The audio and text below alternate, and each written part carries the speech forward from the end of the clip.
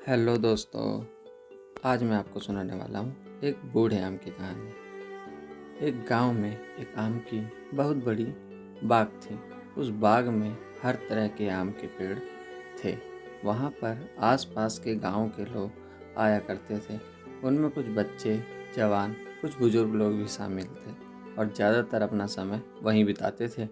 बुजुर्ग लोग पंचायत करते थे तो जवान लोग ताश खेला करते थे और बच्चे लोग बैट बॉल खेलते थे।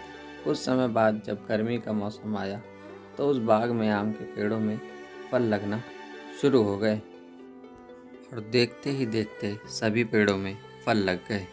कुछ महीनों बाद जब आम के पकने का समय हुआ तो बच्चों ने आम खाने की सोची। कुछ बच्चों ने पके हुए आम को पत्थर से तोड़कर खाने की कोशिश की। कभी कभी कुछ आम टूट जाते थे, लेकिन कभी कभी कुछ आम घायल होकर पेड़ पर लटके रहते थे। कुछ देर बाद जवान लोगों ने भी आम पर पत्थर फेंके और कुछ आम खाए। आम के पेड़ पर एक बूढ़ा आम रहा करता था। उसे देखकर कुछ जवान व्यक्तियों ने उसका बहुत मजाक उड़ाया कि तुम तो बहुत बूढ़े हो और तुम तो हर जगह से घायल भी हो। यह कहकर वह सब जोर जोर से हंसने लगे। आम देख रहा था और मन ही मन बहुत क्रोधित हुआ और उसने उन जवान लोगों से कहा, तुम मुझ पर क्यों हंस रहे हो? मैंने तुम्हारा क्या बिगाड़ा है? आज मैं बूढ़ा हो गया हूँ तो क्या तुम मेरा मजाक उड़ाओगे? यह कहकर वह मन ही मन बहुत रोया।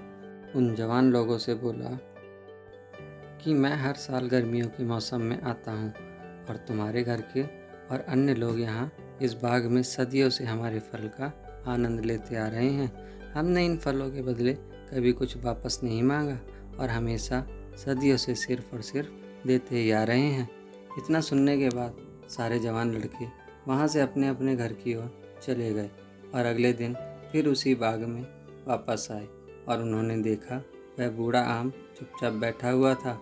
उन लोगों ने उसे देखकर फिर हंसना चालू कर दिया और उस पर बहुत से पत्थर फेंककर उसे मारने लगे।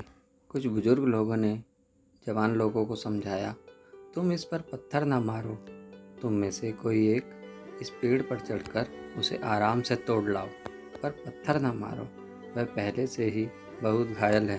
परंतु उन जवान लोगों ने उन बुजुर्ग लोगों की बात नहीं सुनी और फिर पत्थर मारना चालू कर दिया।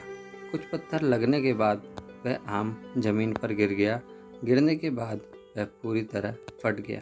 इतना सब होने के बाद भी वह जवान लोग उस पर अभी भी हंस रहे थे और उसे बहुत अपशब्द बोल रहे थे।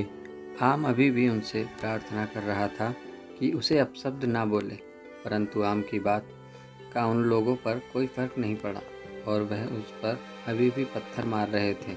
थोड़ी देर बाद आम ने उनसे बोला कि बूढ़ा होना तो एक स्वाभाविक प्रकृति का नेचर है और जो भी इस पृथ्वी पर आया है उसको एक ना एक दिन बूढ़ा होना पड़ेगा।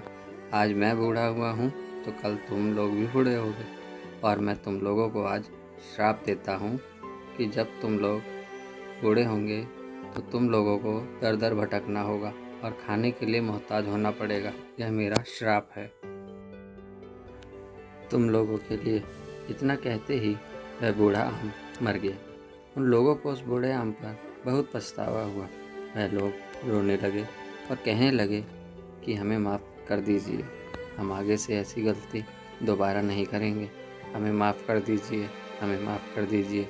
यह कहकर वह सब वहाँ से रोते रोते अपने घर की ओर चल दिए। तो दोस्तों, अगर ये कहानी आपको अच्छी लगी हो तो प्लीज़ चैनल को सब्सक्राइब कर दीजिएगा।